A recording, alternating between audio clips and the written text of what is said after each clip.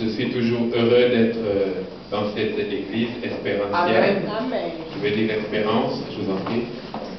Et le pasteur m'a appelé pour me demander si je pouvais venir partager la parole. Je dis gloire à Dieu, c'est toujours un plaisir. Alléluia. Je m'appelle Thierry Daniel Mpungu, je suis pasteur et missionnaire en Suisse. Et voilà, je suis heureux de ça. Je vais chanter un cantique avant d'apporter le message. J'ai, pour notre bien-aimé, le pasteur Mauro, je voudrais vous dire ceci. Je crois que vous avez un ministère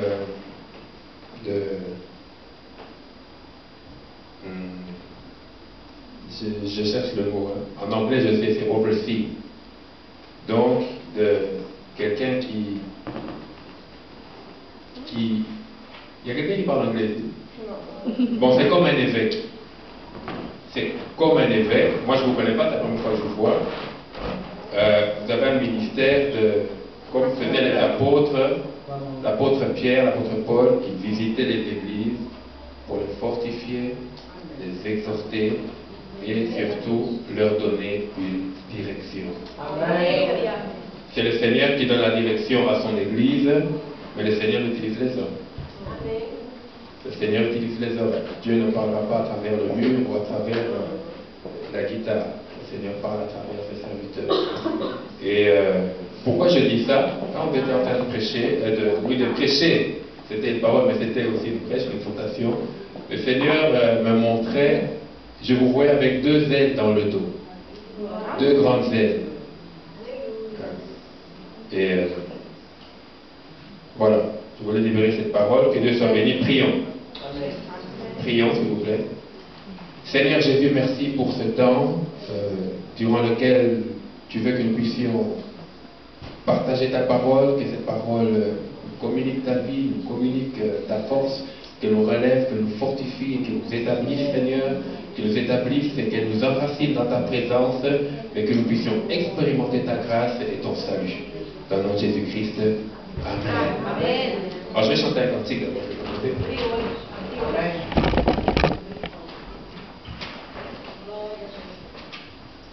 Alléluia. Bénis ton serviteur, Seigneur. Alléluia. Glória a Deus. Aleluia.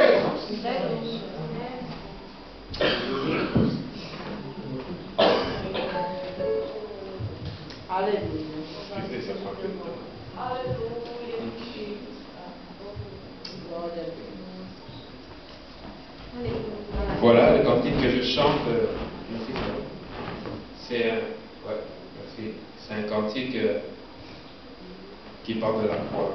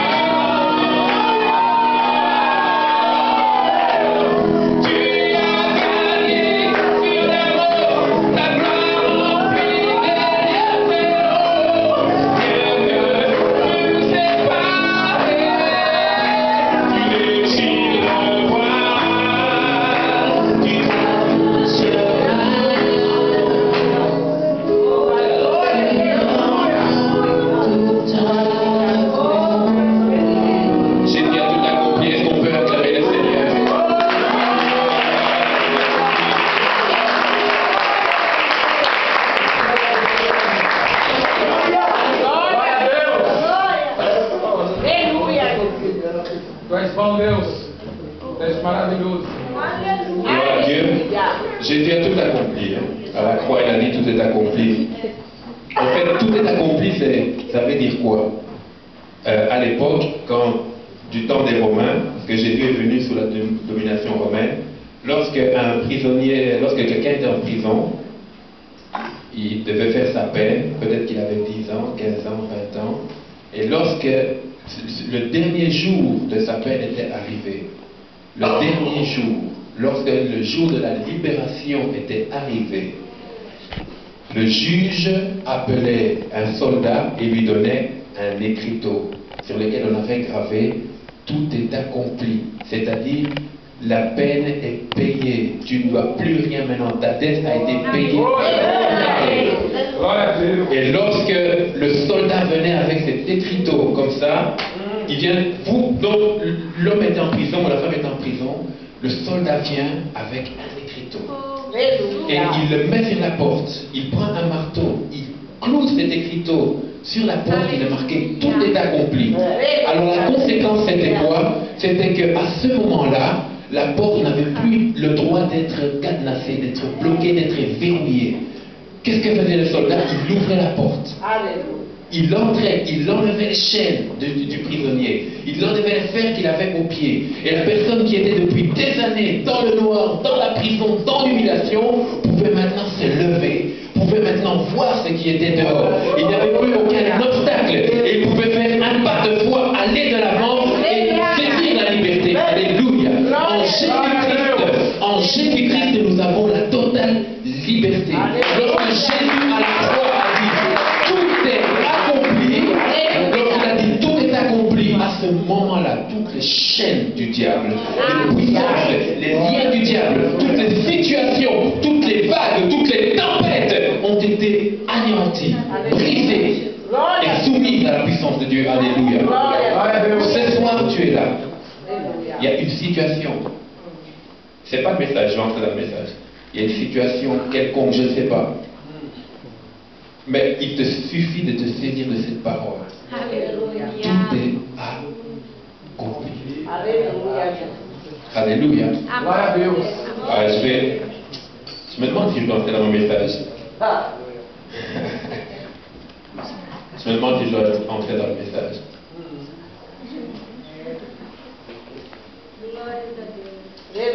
Le Seigneur est présent ce soir. Le Seigneur est présent ce soir.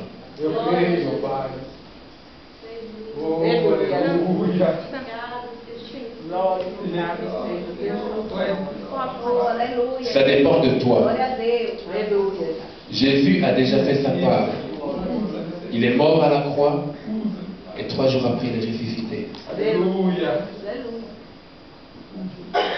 Maintenant, c'est toi qui dois prendre une décision. Est-ce que tu décides de régler tes problèmes à ta manière, avec tes moyens, ou est-ce que tu te tournes vers Jésus et tu lui dis, Seigneur, secours-moi, tends-moi la main. Ça dépend de toi ce soir. La Bible déclare, quiconque invoquera le nom du Seigneur, le nom de Jésus-Christ sera sauvé. Il expérimentera le salut. Il expérimentera la bénédiction. Il expérimentera la délivrance, la guérison, la restauration. Il expérimentera la faveur, la grâce, la bonté, la miséricorde, la compassion du Seigneur.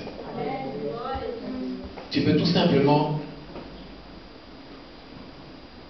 saisir par la foi.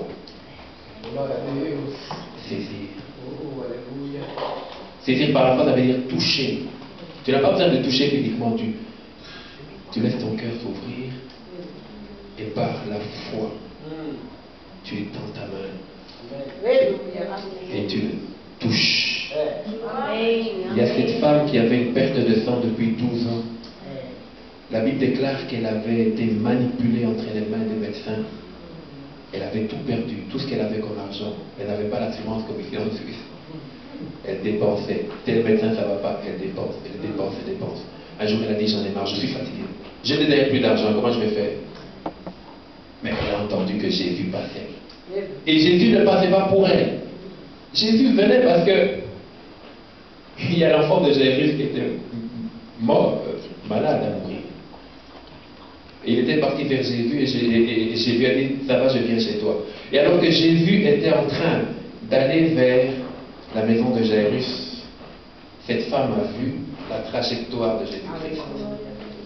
Elle a dit, je peux couper la trajectoire et toucher le Seigneur. Elle avait des pertes de sang.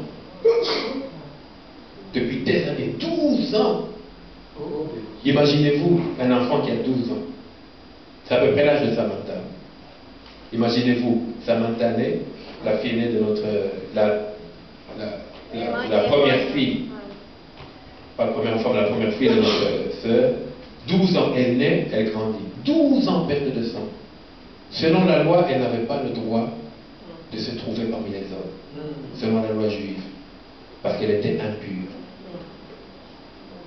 Deuxièmement, elle sentait mauvais. Donc avant même de la voir, on la sentait déjà. Il y a des situations comme ça dans la vie qui ont une mauvaise odeur. Et voilà pourquoi certaines personnes, à cette odeur-là, préfèrent ne pas t'approcher ou bien que tu ne les approches pas. Il dit non, quand cette personne vient, c'est pour me demander de l'argent, pour m'emprunter de l'argent. Quand elle vient, c'est pour me parler de son problème là, de famille. Toujours des problèmes. Elle était seule, abandonnée. Et puis elle a pris la décision d'aller vers Jésus-Christ.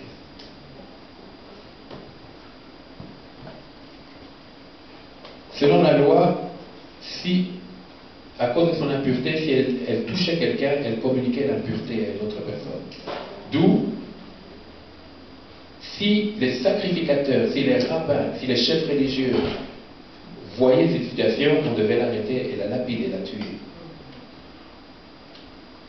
C'est étrange qu'ici en Suisse, selon les statistiques, il y a beaucoup de suicides. Les gens aiment se donner la mort. Ils n'ont pas le courage d'affronter les problèmes. On se suicide facilement.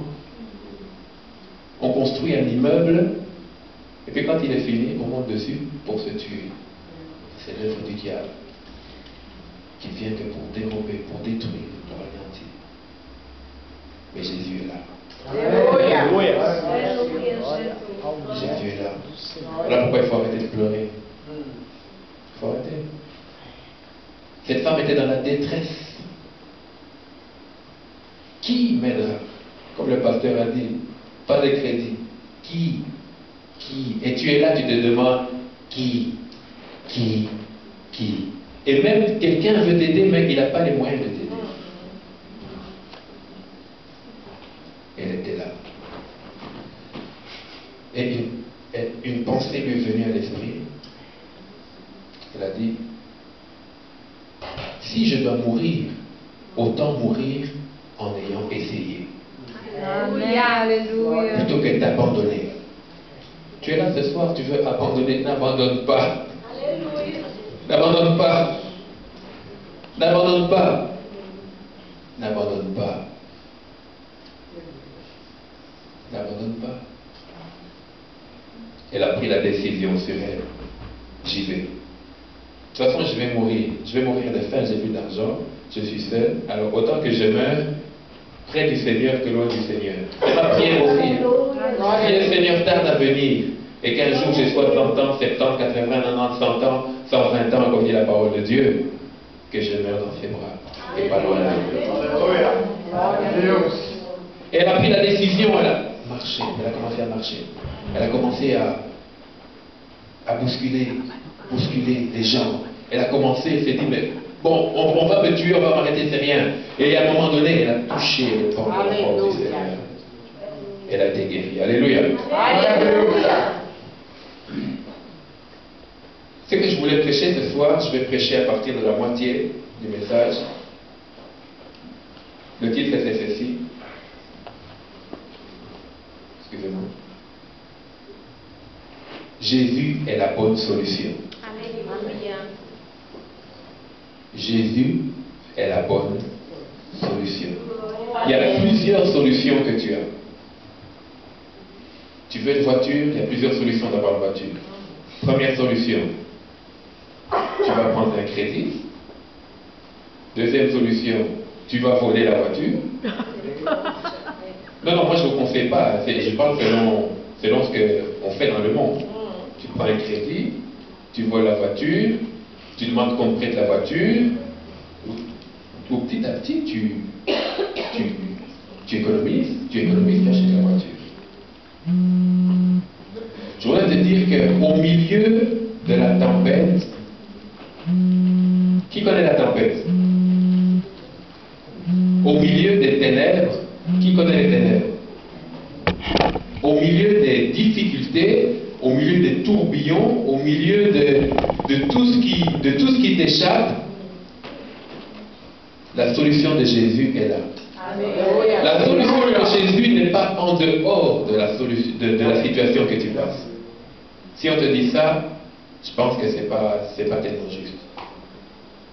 La solution de Dieu pour ta bénédiction se trouve au centre de ta situation. Dans le livre de Nombre, dans l'Ancien Testament, au chapitre 17, verset 8, nous allons lire quand même un passage et continuer. Nombre. Nombre en portugais, c'est... Voilà, pour savoir. Nombre, au chapitre 17, verset 8. 17. Chapitre 17, verset 8.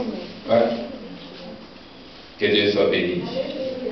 Il est présent ce soir. Glória a Deus. Son esprit agit. Amém. Alléluia. Si quelqu'un peut lire juste en portugais, hein, si quelqu'un veut bien se lever et lire ce passage, si vous le voulez bien. Je vous en prie. Sucedeu, pois, que no dia seguinte Moisés entrou na tenda do testemunho, e eis que a vara de Arão pela casa de Levi florescia, porque produzira flores. E plantara renovos e dera amêndoas. Glória a Deus. Amém. Glória a Deus. Glória A Deus. Alléluia, c'est merveilleux. La situation ici, c'est laquelle? Dans le chapitre précédent, au chapitre 16, d'abord nous sommes dans l'Ancien Testament. Dieu s'est choisi un peuple élu, les enfants Israël, un peuple juif. Il y a toute une histoire, la Bible nous parle en détail de cette histoire. C'est le peuple élu. Pourquoi Dieu a-t-il choisi ce peuple? Dieu veut se manifester au monde, il veut manifester son caractère, sa nature, que les hommes comprennent qui il est, et c'est à travers ce peuple, Dieu comme un pédagogue, comme un professeur, il marche avec ce peuple pour que, à travers la relation que ce peuple a avec Dieu et Dieu avec ce peuple, le monde puisse connaître le Créateur des cieux et de la terre. Et c'est ainsi que la Bible nous parle en détail de toute la marche de l'alliance que Dieu a eue avec ce peuple. Alléluia. Et à travers toutes ces histoires-là dans la Bible, nous apprenons à connaître Dieu. Qui est Dieu? Nous voyons qu'il est amour, nous voyons qu'il est patient, nous voyons aussi qu'il est saint, nous voyons qu'il est juste. Alléluia. Nous voyons qu'il pourvoit. C'est le Dieu de la provision. Ils étaient dans le désert, ils n'ont pas manqué. Leurs habits ne se sont pas usés, ils n'ont jamais eu faim dans le désert. Mais c'est un Dieu aussi qui respecte l'alliance qu'il a fait avec les hommes et qui veut que les hommes respectent l'alliance qu'ils ont fait avec lui. Alléluia. Et ils se trouvent dans le désert et à un moment donné, ils se sont retrouvés dans le désert comment Dieu envoyait un homme, Moïse, pour libérer son peuple. Moïse a fait ce qu'il a fait, vous connaissez l'histoire, il est parti en Égypte, il est né en Égypte, il est sorti, il est revenu, il a libéré le peuple, et à ses côtés, Dieu a mis son frère Aaron. Mais à un moment donné, dans le désert, les gens qui étaient avec eux, leurs cousins en fait, la Bible parle d'Adam, Abiram, Corée, c'était les cousins de Moïse, c'était la même famille, c'était des princes aussi. Ils se sont révoltés. Ils ont dit, mais pourquoi le Seigneur devrait seulement se manifester à vous. Nous sommes aussi la même famille, nous sommes princes, nous avons aussi une dignité. À partir d'aujourd'hui, c'est fini. D'ailleurs, tu nous as fait sortir d'Égypte et tu nous as emmenés, au lieu de nous emmener dans un pays où coule le lait et le miel, tu nous amènes dans les déserts, nous avons faim, le soleil est trop dur, c'est compliqué. En Égypte, on était bien. Il y a des gens qui préfèrent leur situation passée. Et ça, c'est pas normal. Tu as expérimenté la nouvelle naissance, tu es un enfant de Dieu, mais quand des problèmes arrivent, tu dis, ah, je regrette vraiment. Ah, j'étais bien quand j'étais dans le monde, quand je faisais ceci, quand je volais, quand j'avais plusieurs femmes, quand je faisais ceci, j'étais tranquille. Maintenant que j'ai qu'une femme, maintenant que je mange seulement avec l'argent que je gagne honnêtement, trop de problèmes, trop de factures. Tu regrettes d'avoir été sauvé, d'avoir été libéré. Tu préfères quand tu étais en prison. Oh non, mon frère, ne fais jamais ça. Ne fais jamais ça. Et les gens de la famille de Lévi étaient en train de murmurer. Ils ont murmuré, et Dieu n'était pas content. Dieu n'était pas content, pourquoi? Parce que il ne voulait pas leur murmure. En brésilien, c'est murmura. Murmura. Je parle quand même un peu. Murmura. Ça commence à venir.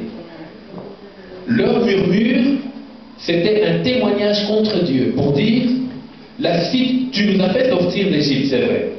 Mais maintenant, la situation dans laquelle nous sommes, c'est à cause de toi. C'est à cause de toi que je ne vais pas bien. C'est à cause de toi que ma famille est en déséquilibre. C'est à cause de toi que je n'ai pas la paix. C'est à cause de toi que je n'ai pas de travail. C'est à cause de toi que je n'arrive pas à payer mes factures. C'est à cause de toi que je suis aux poursuites. C'est à cause de toi. C'est à cause de toi que mes enfants. C'est à cause de toi. C'est à cause de toi. C'est à cause de toi. C'est à cause de toi. C'est à cause de toi.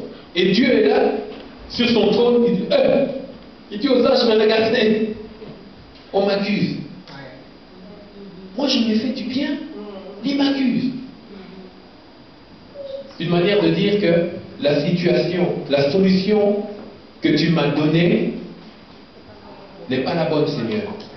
Moi, j'aurais aimé, dès que je deviens enfant de Dieu, directement, je deviens millionnaire, directement, j'ai une femme qui marche comme ça, directement, je fais des voyages quand je veux, directement, je deviens directeur, directement. Non, c'est pas comme ça.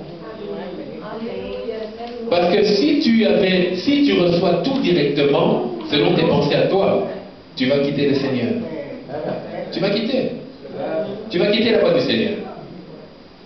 Le Seigneur a fait sortir ses enfants, il les amenait par la voie du désert, pas directement en Canaan. Le salut est gratuit, mais c'est la seule chose qui est gratuite. Le reste, il faut que tu expérimentes le prix que ça coûte.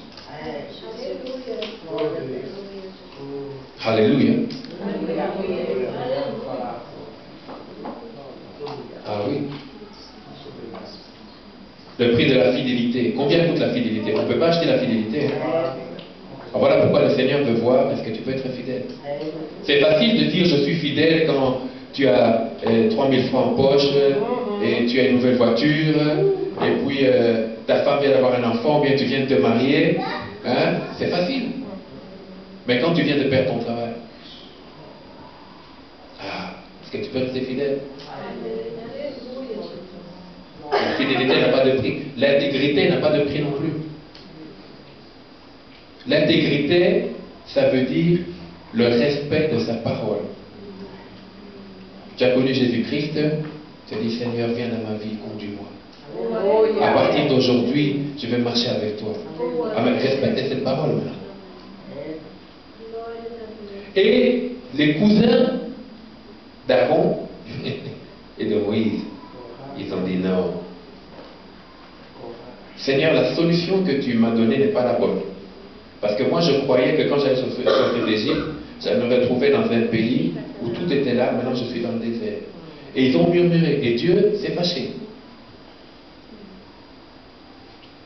Moïse, dans sa miséricorde, il a intercédé pour que le Seigneur n'extermine pas le peuple d'Israël. Mais quand même, le Seigneur a dit, bon, éloignez-vous de Corée, de Dathan, d'Abiram, non seulement d'eux, mais de toute leur famille et de toute leur maison, de toute leur famille physique et de tout leur patrimoine, de tout ce qu'ils avaient, de tout ce qui les appartenait. Et ils se sont éloignés. Et puis Moïse, comme il était aussi prophète, il a prophétisé. Ce n'est pas que Moïse les a maudits. Moïse a tout simplement déclaré ce que Dieu avait mis sur son cœur. Il a dit, vous verrez si aujourd'hui, il a dit beaucoup de choses, je ne vais pas encore entrer dans la parole de Dieu parce que ça va nous prendre du temps. La terre souffrira et vous serez engloutis. Et là, on verra si Dieu est avec nous ou pas. Et quand ils se sont tirés, ils se sont retirés et les autres étaient là, les rebelles envers Dieu, la terre s'est ouverte, la terre les engloutit. Et hier, je voyais une émission sur Internet où en France, il y a eu des glissements de terrain. Il y a eu des glissements de terrain et on a vu des maisons qui ont été englouties par la terre et d'autres qui étaient au bord. Et alors je me suis dit en moi-même, ah non, c'est que la parole de Dieu est vraie. La terre peut s'ouvrir et engloutir. La Bible dit vrai. Mais ce n'est pas la volonté de Dieu. Bien-aimé, arrête de murmurer. Arrête de murmurer. J'insiste encore, arrête de murmurer. Pourquoi? Parce que les murmures amènent les ténèbres sur ta vie. Quand tu murmures, tu es en train de dire au Seigneur, la solution que tu m'as donnée n'est pas la bonne. La première conséquence, c'est que Dieu, comme il a mis en nous le libre arbitre, il dit, j'ai mis devant toi la vie et la mort, mais choisis la vie. Donc, le Seigneur n'oblige personne. Dieu travaille avec notre volonté. Qu'est-ce que tu veux?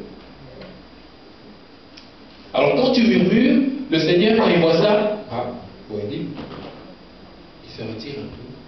Il dit, bon, tu ne veux plus marcher avec moi, ça va. Le Seigneur regarde. C'est pour ça que la Bible déclare, n'attristez pas le Saint-Esprit. Quand tu murmures, je donne un exemple. Situation. Mais pourquoi? Mais pourquoi on m'a fait ça? Mais moi, j'ai fait du bien aux autres. Mais pourquoi on m'a fait ce mal-là? Et d'ailleurs, ça traîne. Oh Seigneur, je suis fatigué. Aujourd'hui, je ne vais pas à l'église. Tu veux punir le Seigneur. Parce que les gens t'ont fait du mal. Et tu murmures, tu murmures, tu murmures. Alors, le Saint-Esprit, qu'est-ce qu'il fait? Il devient tout petit dans ton cœur. Il ne part pas, mais il devient tout petit. Parce que le Saint-Esprit, il est tout. Il est amour. Alléluia, Jésus. Alors, quand tu le touches comme ça, lui, il est Dieu, mais il n'ira jamais contre. Donc, il n'obligera jamais ta volonté, mais il veut coopérer avec ta volonté. Alors, quand tu vas contre lui comme ça, il se retire. La flamme diminue. Alors toi, tu es là tout fort, maintenant tu sens, voilà, Seigneur, maintenant je prends ma décision. Bon, à partir d'aujourd'hui, tu quittes la maison. Bon, à partir d'aujourd'hui, tu me rends mon argent. Bon, à partir d'aujourd'hui, toi, il faut me parler comme ça. Et voilà, et toi, tu es fort là. Et tu es devenu rebelle à Dieu. Alors, l'ennemi, Satan, le diable, la Bible déclare qu'il rôde comme un lion, rugissant, cherchant quoi? À dévorer, à détruire, à casser, à anéantir, à briser. Alors là, il en profite maintenant pour que les ténèbres viennent sur ta vie. Toi qui étais dans la lumière, volontairement, tu t'es retiré parce que tu dis, Seigneur, ta solution n'est pas la bonne. Alors l'ennemi en profite, il dit, le terrain est libre. Et il vient. Il est tout petit, le diable, tout petit. Mais quand il crie, c'est comme un lion. Des fois, ça fait peur. Tu ne le vois pas, mais tu sens, et voilà, les ténèbres sont sur ta vie maintenant. Et à ce moment-là, tu fais un procès au Seigneur.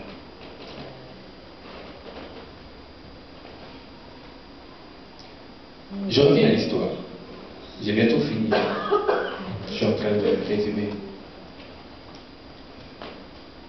Ils ont été engloutis. Et maintenant, le lendemain, le peuple se fâche contre Moïse et Aaron. Oh, mais voilà, mais vous avez fait tuer maintenant nos frères. Qu'est-ce qu'on va faire? Et tout. Un autre problème. Il y a des gens qui ne sont pas contents quand la paix est au milieu, ou bien est dans l'église, bien quand la paix est dans la famille, ou quand la paix. Les gens ne sont pas contents. Les gens préfèrent quand ça. Là, ils sentent que la chair prend le dessus. Je ne parle pas trop vite. Hein. Je vais parler un peu plus lentement. On sent que la chair est... Parce que l'homme aime réagir par rapport à sa chair. Là, il trouve qu'il a le contrôle. L'homme n'aime pas donner la liberté au Seigneur d'agir. Seigneur, voilà, il m'a insulté. Au lieu de te lever, de te donner un coup de poing, toi tu dis, hein, ce qu'il faudrait faire, c'est Seigneur, on t'a insulté aussi, tu as supporté. Donne-moi la force de supporter. Mais justifie-moi. Justifie-moi. Montre-leur que tu es mon Dieu. Montre-leur que tu combats pour moi. Ça, c'est la réaction d'un enfant de Dieu. Mais souvent, c'est tu m'as insulté. Attends, j'enlève mes lunettes, j'enlève ma montre, et puis, non, ça, c'est pas de Dieu. C'est la chair. Alors Dieu encore, il dit, mais ces gens ne sont pas sérieux. Alors sa colère descend encore sur le peuple. Il y a toute une histoire, hein, il faut lire, hein, je vous exhorte à lire demain ou dans la semaine, Nombre 16 et 17. Vous verrez, c'est une histoire merveilleuse. Moïse encore intercède. Le rôle du serviteur de Dieu n'est pas de condamner les gens. Parce que lui-même, il est homme, premièrement. Et deuxièmement, chaque personne qui a été sauvée par le sang de Jésus-Christ a une valeur inestimable. Inestimable. Je ne sais pas si tu sais combien tu vaux aux yeux du Seigneur, mais tu es comme un diamant. Comme un diamant qu'on met au centre là et que les gens regardent. Donc tu as une valeur inestimable. Donc personne normalement n'a le droit de te condamner. Mais seulement nous-mêmes, vous et moi, nous pouvons nous juger nous-mêmes par rapport à la parole de Dieu. Alléluia. Moïse a intercédé et finalement, bien qu'une partie du peuple a commencé à mourir, plus de 14 700 sont morts, Dieu a quand même arrêté la manifestation de sa colère et les autres ont été sauvés. Alors, Dieu dit ceci à Moïse. Écoutez, il faut rétablir l'ordre. Il faut que dans ta pensée, dans ton esprit, l'ordre du Seigneur soit établi. C'est très important parce que toi et moi, nous cherchons à la bénédiction, la manifestation de la bénédiction. Nous voulons pouvoir dire un jour, Seigneur, merci pour ce que tu as fait dans ma vie.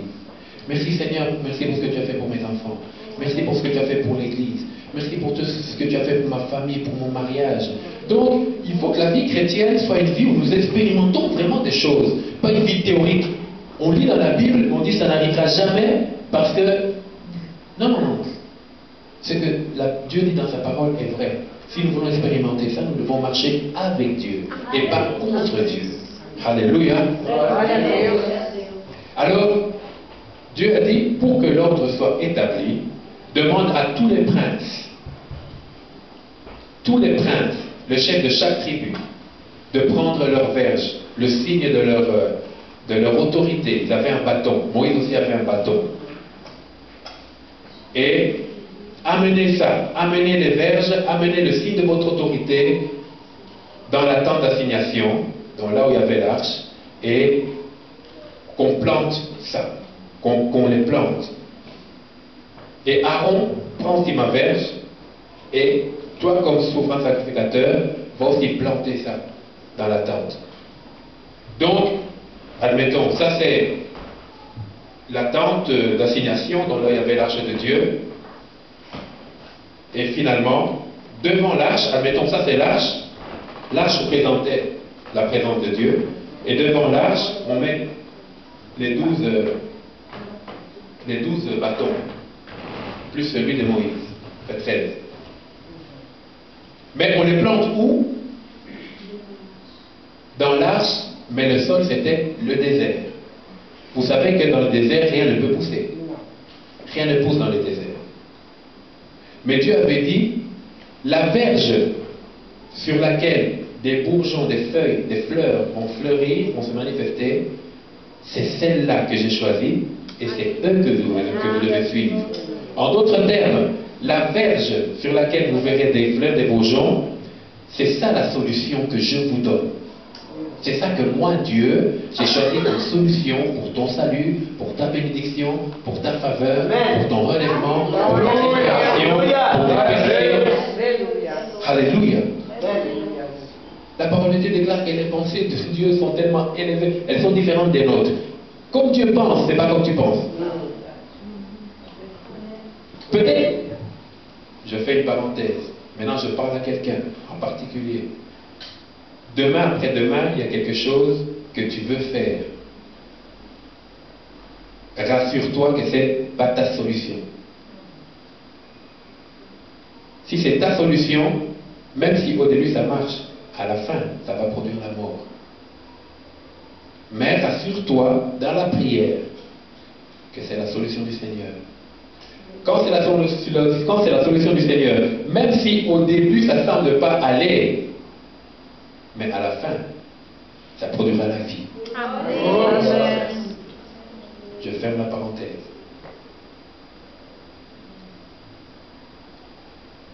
L'après-midi donc, chacun apporte sa verge et on la met dans la présence de Dieu. Tout le monde va dormir.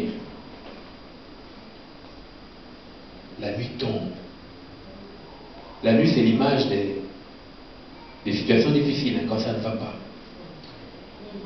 La nuit tombe. La tempête se manifeste. Des problèmes arrivent. Des solutions compliquées commencent à se faire voir. Pendant la nuit, pas le jour, mais pendant la nuit, personne n'a vu ce qui s'est passé. Mais il y a eu un mouvement du Saint-Esprit, un mouvement spirituel. La Bible déclare au commencement, Dieu créa les cieux et la terre était informée vide, mais le Saint-Esprit mouvait au-dessus des eaux. Comme maintenant là, le Saint-Esprit est là. Il agit déjà de toucher dans ton corps, de toucher dans ta situation. Peut-être toucher une personne pour laquelle tu as prié, qui est peut-être au Brésil, ici en Suisse, je ne sais où. Et la main de Dieu touche. La main de Dieu touche. La main de Dieu est en train de relever quelqu'un. La main de Dieu est en train de déplacer des montagnes. La main de Dieu est en train de transpercer ce qui ne pouvait pas être percé. La main de Dieu est en train de parler à quelqu'un de toi pour qu'une porte s'ouvre. La main de Dieu est en train de toucher.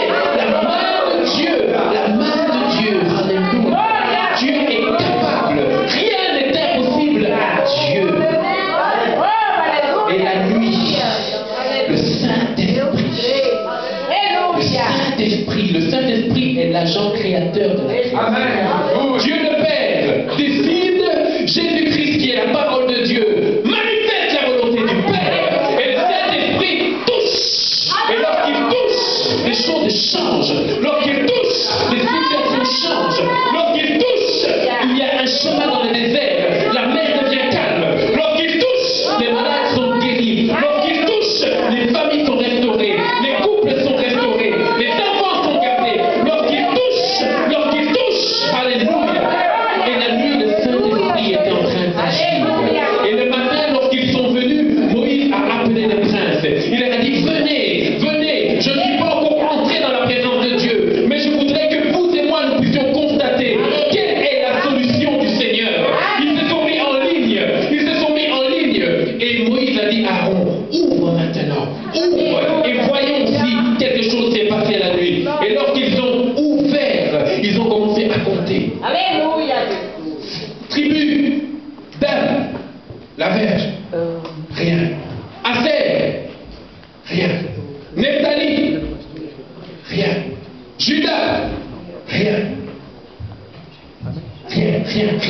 Et ils arrivent à la dernière verge, la verge que Aaron avait plantée. Il dit, Nous sommes dans le désert ou nous ne sommes pas dans le désert? C'est nous qui sommes dans le désert. Il dit, mais il y a des fleurs. Il y a des fleurs. Il y a des fleurs. Dans le désert, dans les ténèbres, Dieu a fait jaillir quelque chose. Et ce soir, il est capable de faire jaillir quelque chose de nouveau sur ta vie. Il est capable de ramener à la vie ce qui était mort. Il est capable de restaurer ce qui était cassé. Dieu est amour. Alléluia. Et son amour, il a manifesté en nous donnant son Fils Jésus-Christ à la croix. Et il est mort, mais il n'est pas seulement mort, il est ressuscité.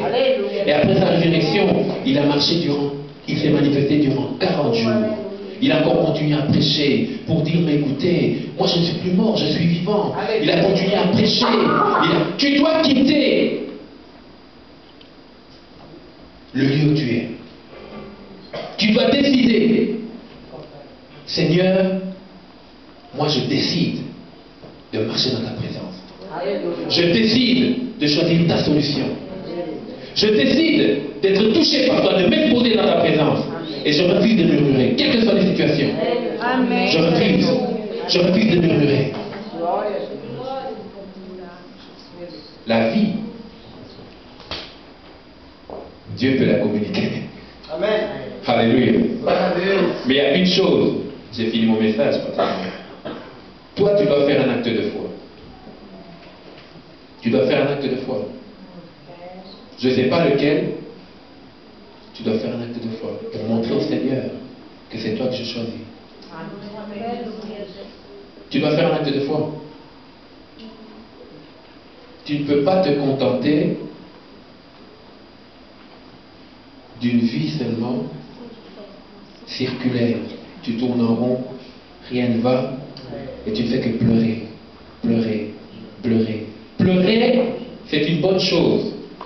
Pourquoi? Parce que ça permet à l'homme, en français on dit un exutoire, donc c'est une manière d'enlever la pression qui est sur ta vie, mais les pleurs n'amènent aucune solution. Et quand tu pleures trop longtemps, les gens vont commencer à te fuir, parce que tu vas commencer à leur communiquer ton stress, et personne ne veut te stresser, alors les gens vont dire, lui quand il vient il fait que pleurer, je pars. Et tu diras que les gens sont méchants. Les gens ne sont pas méchants. Tout le monde a besoin de la paix, tout le monde a besoin de la joie, tout le monde a besoin de sourire. Amen. Pour conclure,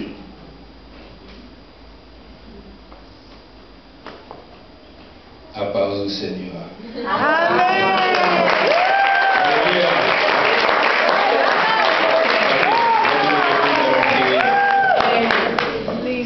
N'oublie pas, quand tu es dans la maison, la semaine commence, il y a un acte de foi que tu dois poser.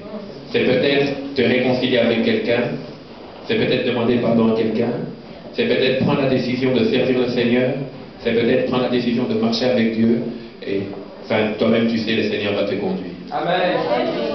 Je vais seulement prier, et puis passer le micro, bien aimé. Est-ce qu'on peut lever nos mains? Et commençons à dire merci au Seigneur, je reçois ton amour. Merci, je reçois ton amour. Touche-moi, relève-moi. Alléluia. Merci, je reçois ton amour. Je reçois ton amour ce soir. Je reçois ton amour, Seigneur. Conduis-moi. Conduis-moi, Seigneur, merci. Conduis-moi, Seigneur, merci. Je reçois ton amour. Je reçois ton amour, Dieu de paix. Je reçois ton amour, Dieu de fidélité. Je reçois ton amour, Dieu de grâce. Alléluia. Alléluia. Présente-lui maintenant ta famille, présente-lui ta famille, présente-lui tes projets. Dis-lui, Seigneur, je te présente ma situation. J'ai besoin de ta solution en toi. Je ne veux pas ma solution, mais ta solution. Alléluia. Seigneur, merci. Merci, Seigneur. Merci, Seigneur. Alléluia. Ta solution, Seigneur. Alléluia. Gloire à Dieu. Je vais prier. Je vais prier. Amen. Seigneur Jésus, merci pour ce temps, cette parole. Éternel des armées, nous nous présentons à toi ce soir. Amen. Dans notre réalité, dans notre faiblesse, dans nos limites, Amen. mais aussi avec foi. Notre prière ma prière pour tes enfants, pour moi-même aussi d'ailleurs, c'est que tu nous conduises et que tu nous donnes à connaître ta solution et à nous humilier pour accepter ta solution. Tu déclares dans ta parole que tu es venu pour que tes brebis aient la vie et qu'elle ait en abondance. Ta volonté, c'est que nous soyons bénis et en bénédiction pour ton Église. Éternel des armées, je prie maintenant pour que ta grâce touche mon frère, touche ma soeur, touche sa famille, le touche dans son corps, le touche dans tout ce qu'il est, dans tout ce qu'elle est, dans tous ses avoirs, et donne-nous à nous humilier, Seigneur, pour accepter ta solution. Et je terminerai par ces paroles. La première, vous pouvez ouvrir les yeux, après je donne le micro. Écoutez ceci. La solution de Dieu n'est pas toujours facile, mais c'est la bonne. Alléluia. Que Dieu vous bénisse. Amen. Amen.